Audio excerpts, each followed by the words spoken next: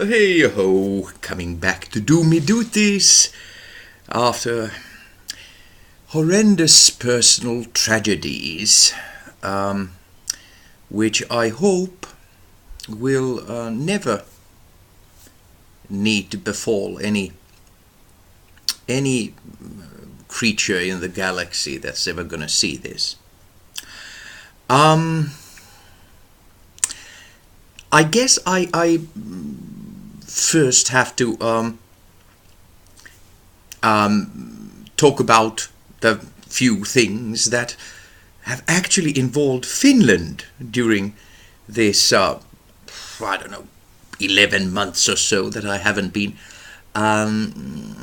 ranting. First one, of course, this is absolutely horrid summit that that a leader of a country that I simply I think no one understands Russia except Russians themselves. And while I absolutely and totally feel that we should all leave each other alone and Russians should be left alone, I'll never understand them, and that includes Vladimir Putin. So between that leader and a complete maniac, who I understand perfectly well, he no one should be drowned at birth, but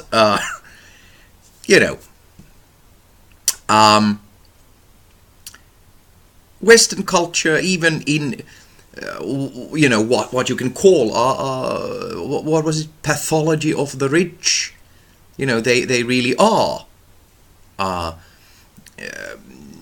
narcissists and complete sociopaths, that I understand completely well, and that's why I can say that Donny Lufovic-Drumpf is he's not just a liar and a criminal and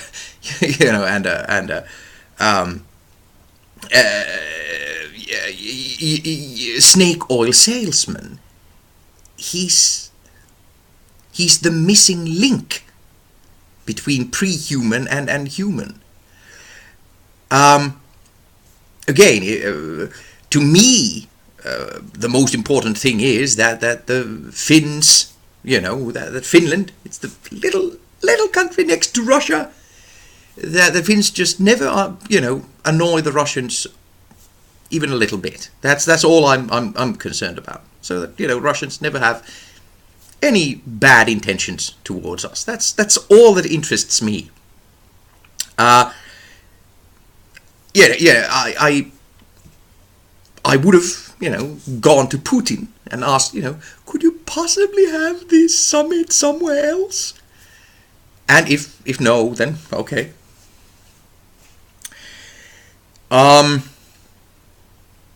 But I do have to lament on the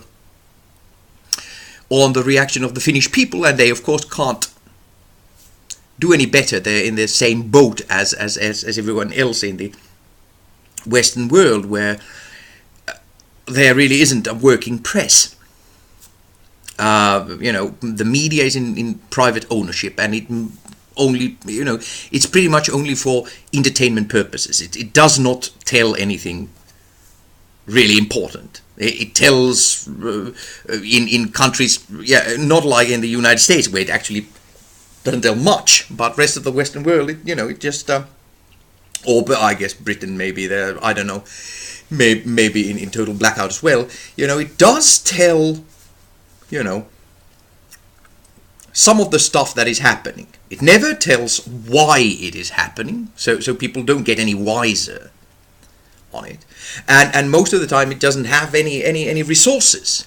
So for example in Finland, they just copy paste, they just translate what the corporate media in the Washington bubble or London bubble is writing, and of course that has nothing to do with reality. So the Finns don't know any better. They have absolutely no inkling of anything, what's going on. So that's why they can actually, I think that's what happened. I'm not absolutely certain because I didn't dare to look. I would have been too upset. But I think they lined the streets, like again in neoliberal right-wing culture that we've actually, the whole history of the world has been, we have been very prepared for this time, with this idea that some people are better than others, royalties and famous people and so on, all this, adulation of individualism instead of, just us as a whole. So the Finns, I think, lined the street, waving, I don't know, did they wave American flags? I have no idea. Or United States. And I try not to call the United States Americans, even though they are, but it's just one part of America, isn't it? So, I mean, again, it's I probably said it, it's the fat-headedness of huge swollen heads of the British that first call them Americans, and then, the United States are not the most modest people in the world, so they've just kept the name of the entire continent for themselves. It's just unbelievable. But anyway, flags, and I don't know, but certainly they were there, like royalty, throughout history has come to town, and they want to see them and see Donny blooming loofah-faced Drumpf again. If there would have been any possibility of keeping him out of the country, out of Finland, ever, in any situation, that's what should have been done.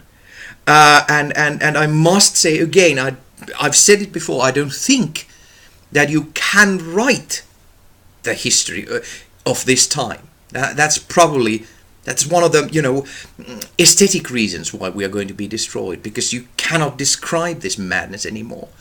But if you would ever write history of this time, anyone who didn't immediately cut any relations with the official government of the United States after this orangutan became president and started collecting this cabinet of horrors as his government, just cannot defend themselves in the future to if it were to exist, to any civilized future. The fact that you gave Donny Loofah-Face the time of day is unspeakable. And the second bit, of course, was just a little time ago when this how to put it nicely, two-paid lunatic said that the California forest fires could have been contained with forest management, and that the Finns were doing it well by raking their forest floor. We don't, again, that should not be given a time of day. So that's the different thing. But I need to comment on our own president, Sauli Niinistö, who I just think he has the intelligent quotient of a kitchen cupboard. Who I think, just in my personal opinion, missed the golden opportunity. Firstly, it would have been lovely if, it was obvious that after this celebrity lunatic says something about Finland, that a lot of media attention is going to come our president's way, and they're going to stick a mic in his face and ask, "Did you really say that?" Firstly, I think it would have been really classy just to go, no comment, and walk away. But if you're gonna say something, it is pretty tragic that he could not find the intelligence to say anything about climate change, which of course is the indisputable cause for the fierceness and frequency of wildfires, not just in California but everywhere on that latitude. It would have been a nice opportunity again to give some press to the one of the two existential threats, as Noam Chomsky would say, that we face and that are very, very, very fastly coming to head. Not, least because of the dreadful Donny Looferface government.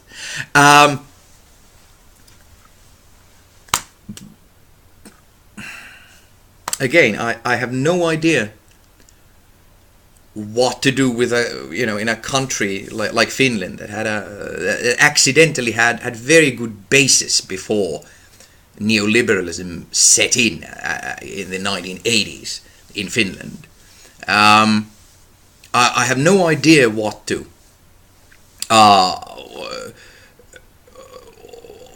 do when our leaders are as stupid as our president is. Again, no comparison to drum for somebody else who is quite simply missing large part of their brain, but just not just very clever. I've had to vote for President Niinistö because no one else looks like a wet lapdog in Vladimir Putin's lap as he does, which to me is the most important thing as far as Finland is concerned. Again, not giving the Russians any trouble whatsoever. To me, that's the prime thing. But again, intelligent leftists, how about? But nowhere to be seen in Finland. So those two things. If only the summit could have been held somewhere else, and if only our president could have just mentioned climate change when there was some publicity. But no. So then, things... Oh, no. Actually, now it's going to be the title of this particular rant is going to be corrections, because things that I've pondered, again, I'm not a journalist, I'm not a politician, I'm never going to be anything. I've dabbled into Finnish politics, but it's simply just saying to Finns that there are this other way of being than the one we are doing. But it's just, minor commentary. I'm an ordinary person. I don't want many people on earth to see this. I don't want, I don't want the NSA and CIA and Mossad on my tail. I like to be safe. So I'm not, I'm not trying for anything except just, as an ordinary person, just to comment on on our destruction, and I never want to be anything except what I am right now. So again, I follow the events of the world. I read and watch it, and try and gather as much information as I can. And it's as simple as that. And then just comment on it as a citizen. And I'm stupid as heck, as any reasonable person would admit. I'm as stupid as heck, and I may be wrong on absolutely everything. And let's see. But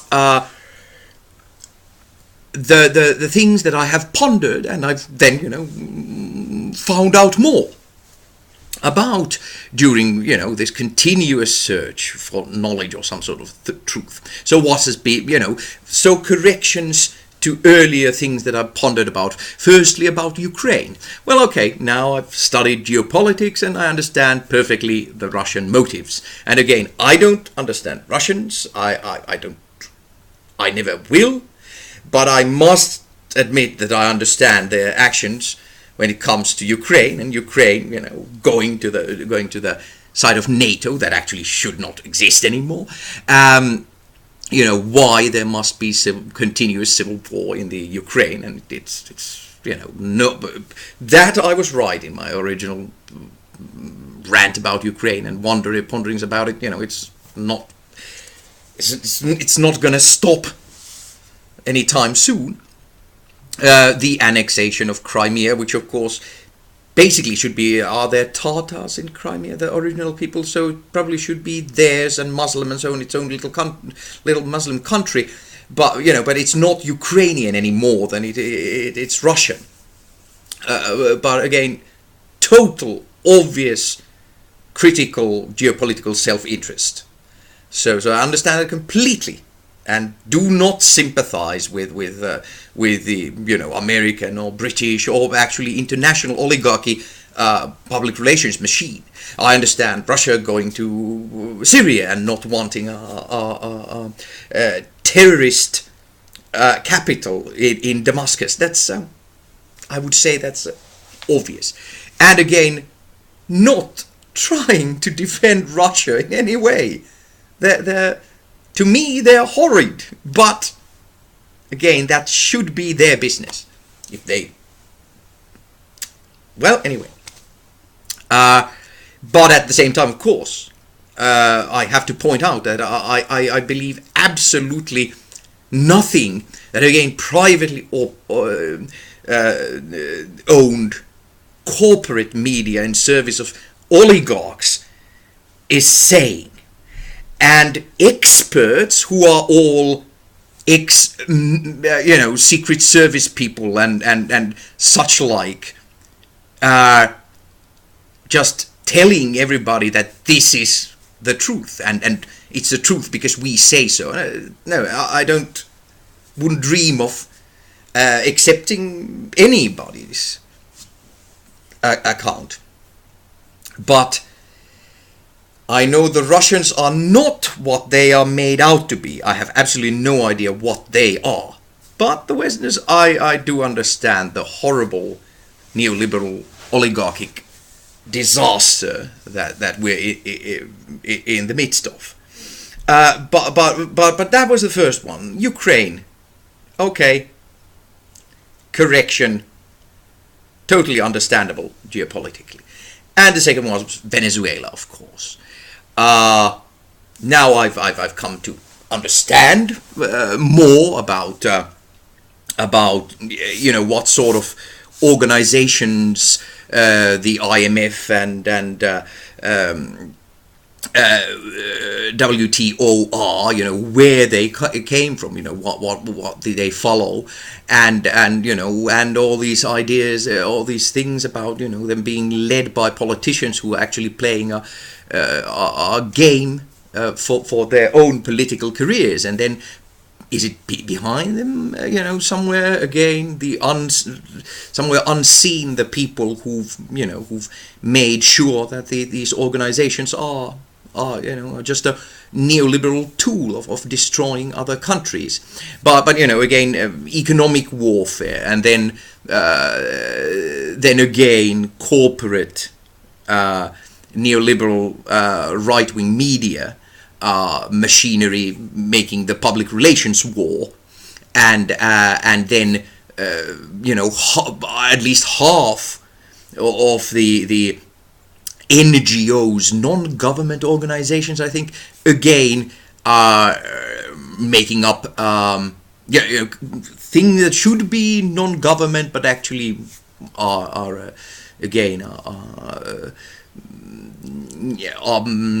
PR machine making out, claims of human rights violations, while not looking at the right-wing opposition of a South American country. I've understood, again, people like Hugo Chavez and Rafael Correa, Lula in Brazil, that these people are heroes and have been on the right side, and that against them they've had pretty much Washington controlled huge machinery of economic warfare and public relations warfare. And I have absolutely no idea how good people Maduro and his people are, and his bunch are, but they're certainly better than the people in the opposition, and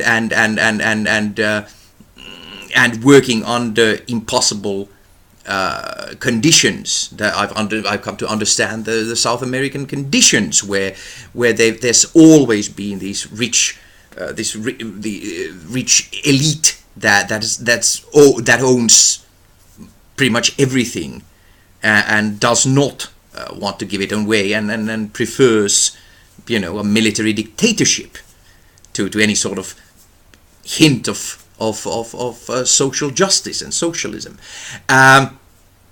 So again, whatever bad things I was thinking about Venezuelan government and left wing there, I'm so sorry. I'm totally wrong. They're on the right side, and it's as simple as that. And of course, one is very fearful with John Bolton. It's one cannot point out. It was obvious when Obama did not turn out the person that his people very cleverly made him out to be. Barack Obama didn't turn out to be Bernie Sanders. That the Bush people were not persecuted and thrown into prison for the rest of their lives. Again, I must point out that I would have probably found something better for them to do. I don't actually believe in prisons and imprisonment. I don't think that's a right. I believe in some sort of other form of making up crimes. But of course, John Bolton's and others, their crimes are some of the worst in history. But again, John Bolton, unfortunately, because he was not thrown in jail, nothing was done. Him being there, I'm very worried for Venezuela. And I agree with people much cleverer than myself that it's a miracle that the Maduro government has existed, has survived or this long. Which of course South America, Mexico now has has a new start, but I guess that's all, with a left-wing president who is I understand is legit. Of course, Jair Bolsonaro, a genuine Nazi, now coming to power in Brazil. Of course, it's going to be an absolute. It's just like the missing link in the United States. It's going to be an absolute and utter disaster for Brazil. I mean, full stop. But then, if they actually cut down the Amazon rainforest, of course that's it then. But when it comes actually to climate change, when it comes to our ecological disaster, it's of course, one has to point out this point. It was the beginning of the year when I said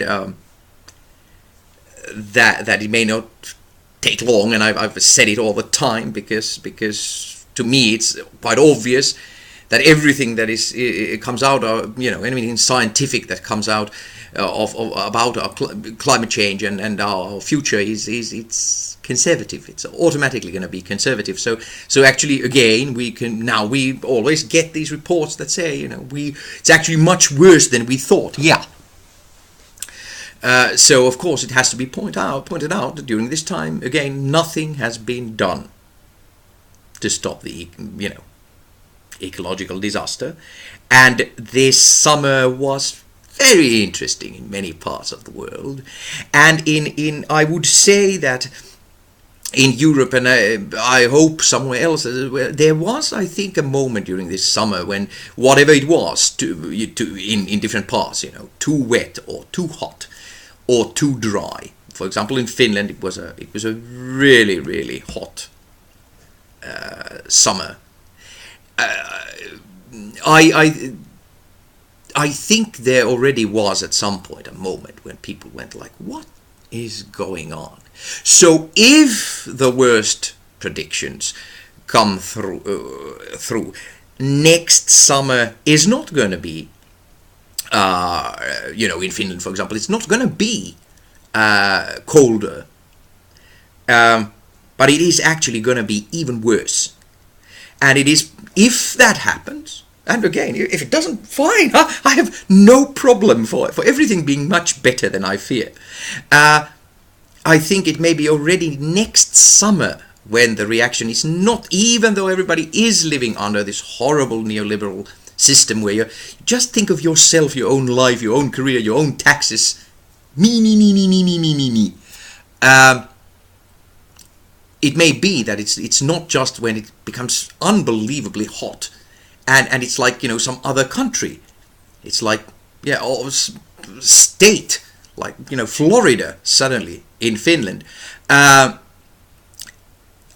it's going to be even worse, the reaction, perhaps even with all this, just this unbelievable rush that everybody is, it's not going to be one day of looking, oh, is this normal? It's actually may already be, oh crap, what are we going to do? And whatever follows from that is very interesting to think about. But then, of course, if it happens, if next summer it is going to be a lot hotter in Finland, for example,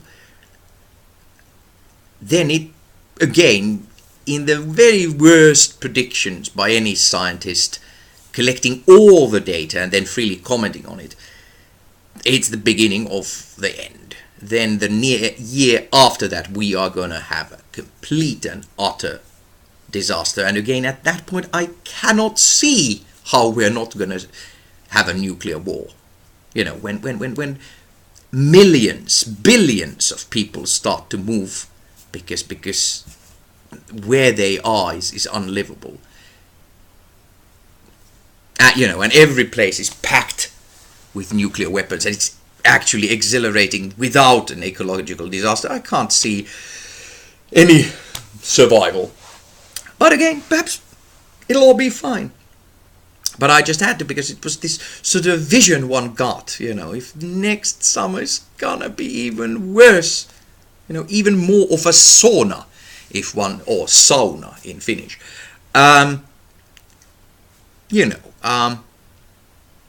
Of people actually waking up, finally, to what the word disaster means. Well, let's see.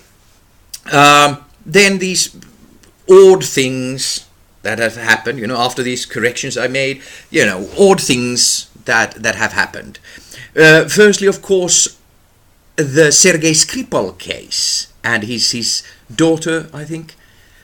Of course, again, awful what happened to them. Shouldn't happen to any human being. It's as simple as that. What the heck that was all about, I have no idea. It would seem that Putin and his gang had no real motive. The timing was horrid. And there is no information to be got again. Always you just have people who are connected, who've been in the Secret Service and so on, saying this is it, I believe this, and no evidence.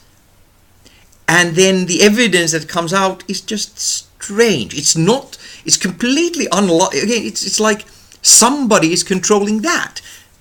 Totally unlike with the murder of poor Khashoggi. That was, again, somebody in the United States, I think everyone but Trump wants MBS, the Saudi crown prince, out for some reason, perhaps changing the way that that Saudi Arabia works, from few princes to just one. I don't know, and probably trying to bribe or dangling Fethullah Gulen in front of Erdogan to get Turkey to do most of the dirty work. I mean, there's no doubt that that who murdered Khashoggi, how horrible. Again, absolute. I mean, 2018. Absolutely dreadful. And again, Khashoggi was not a nice man, but again, no one, absolutely no one, would need to be killed or tortured or anything. It's totally unnecessary. No one, not one person. But anyway, there was no doubt what happened, who did it, and whose orders. Because again, the powers that are wanted all the information to come out. It's not difficult. Completely different with Skripal. To an ordinary person, no information, no credible evidence, no understandable. Sorry, so again, I guess this was my next point. Impossible, insufficient data to try and make out what the heck was the Skripal case all about. And then, on the other hand, completely and utterly obvious what was the Khashoggi thing about. No, no doubt at any point. And I think, a nice way to point out that you could have information and knowledge if the powers that are would ever want that. So, are there any more of these things? I guess one should have begun this rant by giving one's heartfelt again condolences to not just to all the people murdered racistly and shot in the back because they're black, but to Rohingyas and to the Yemenis for the absolute and utter genocide that is going on there, and to the Palestinians for the eternal suffering that they're experiencing. I mean, it's just a shite show. It's heartbreaking. But I guess that may be the bringing me to the last. I'm gonna start ranting more again, and I can't wait to make some analysis of the main moving force in the world, which it's, to me, there's now no doubt about it. It's the United States and no one else. But again, to talk about the parasite that in so many cases actually moves the terrible giant of the United States, Israel. Now, it's highly important to understand that I want absolutely everybody to be safe, healthy, alive, and so on. I don't want anyone to suffer, not Muslims, not Jews, not Christians, even though, I can't tell them apart, because I have always been an atheist and always will. And religion to me is a complete fairy tale, and it's absolutely ridiculous that you should ever have any, that you'd ever have any fight over a fairy tale and versions of fairy tale, and and countries based on fairy tale, Iran or Israel or the United States, in the sense that it's supposed to be secular, isn't it? It says it in the Constitution, but it's one of the most religious countries in the world. And the again, I don't know, are there Lutherans then, when they talk about the evangelicals? Because again, Finland, for example, is officially a Lutheran country, but thank goodness it's pretty much secular in practice. Horrible if somebody would ask me to give religion a second thought. But it's absolutely insane. But even though I disagree with anyone who believes, as Kyle Kulinski would put it, the magical sky wizard in the sky. Now that wasn't. I can't remember how he puts it. Magical sky wizard. I don't know. Anyway. So again, I don't know, to quote perhaps Tariq Ali when he was talking about the thing written by Shlomo Shantz that found, that pretty much found out that, Palestinians are the original Israelites and the original Jews, and they just converted to Islam when Arabs took it over, and that much of the Zionists are actually, their forefathers actually converted to Judaism somewhere else, so they have absolutely no claim to the land. As Tariq Ali put it, I mean, there's no way of taking Israel away. It's there. There's no way of taking it away, because again, nothing bad must happen to anyone. But at this point, say that the Palestinians, nothing bad should happen to them.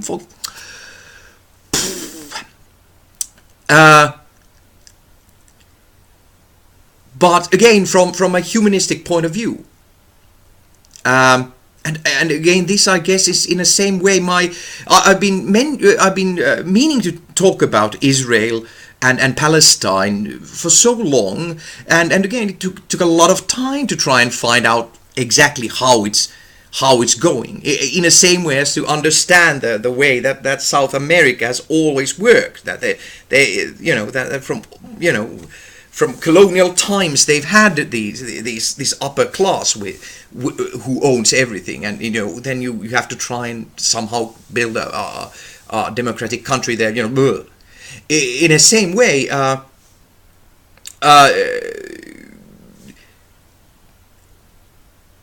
What is going to happen in the future if we were going to have it? But again, I cannot see mankind surviving. Again, you cannot really write the history of this time.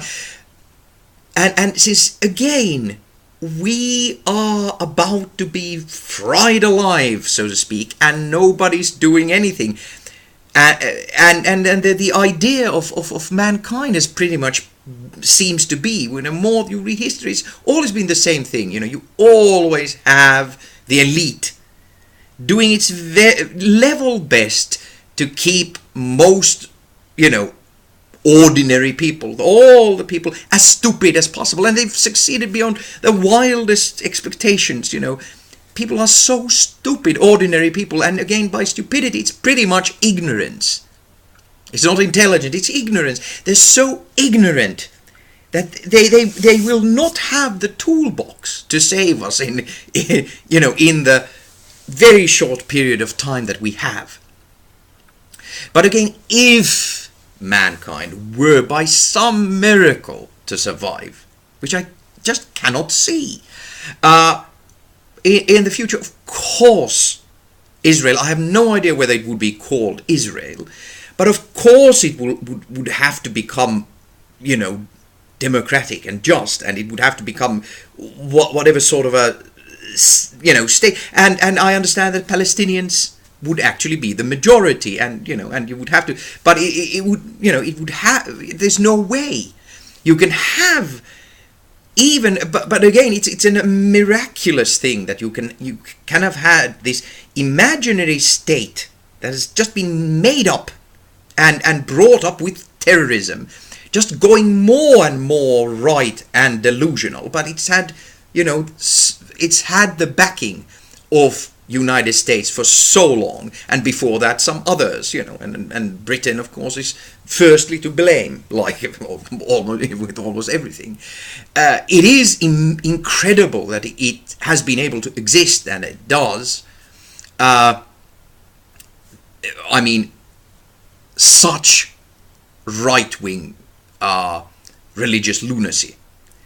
But it never goes on forever. So at some point, you're going to have majority of Israelis being left-wing and reasonable and human. And, again, real democracy and justice and human rights and so on. It's just going to be there. So I guess that's the next next pondering that one has is were mankind to survive all these horrors that are now going on, this inhuman horror that the United States and Israel and Saudi Arabia that they're causing, doing.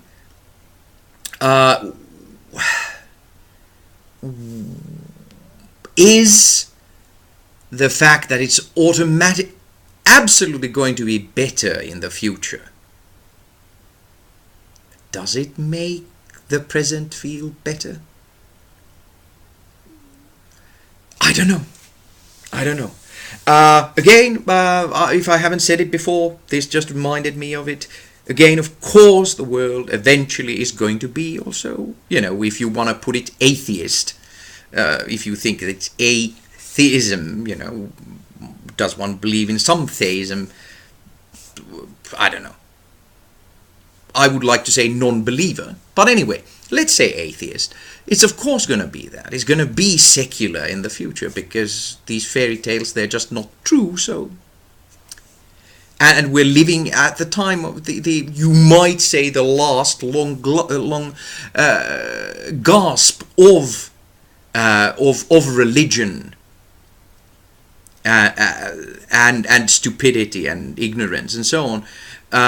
Again, if we're going to actually survive it, and at the same time, of course, right wing, the classical right-wing way of existence, because again, more reason you have, less right-wing you have. So that was the thing that if I haven't said it, is that of course the future is going to be totally atheist. They're going to win.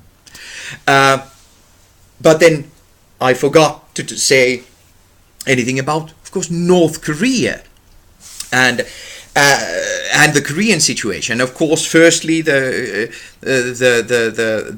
South Korean leader, of course, he's I forgot how to say their names, but anyway, he is the true candidate for Nobel Peace Prize if I've ever seen one. Of course, it's the South Korean leader who is responsible for absolutely everything, and wonderful job on this count. But again, one has to point out that, as I said when he got elected, old Donny Luferface, he's going to be just like Bolsonaro now, that he's going to be absolutely horrid for the United States, that that's going to get so horrible life for them, and it's come true.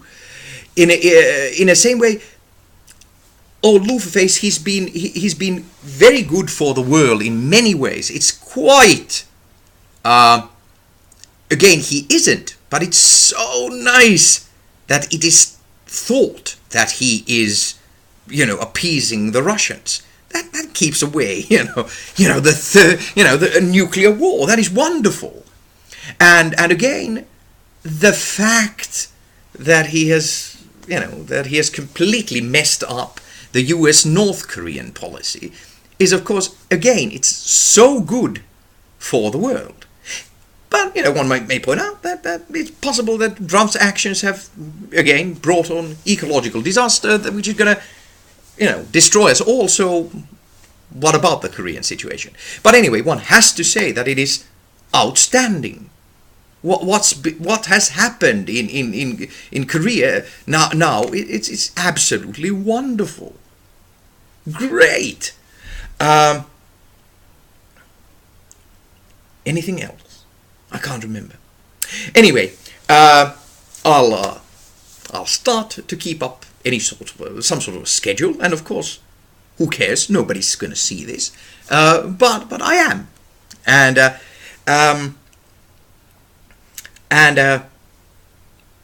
now it's a waiting game in a sense. I just predicted, and again without any sort of authority and any sort of with no anything except for my own amusement, I said that the world was not going to be destroyed in 2018, and it's pretty close that it's not going to be. So one day at a time. I'll be back, though nobody cares, reasonably soon. Bye.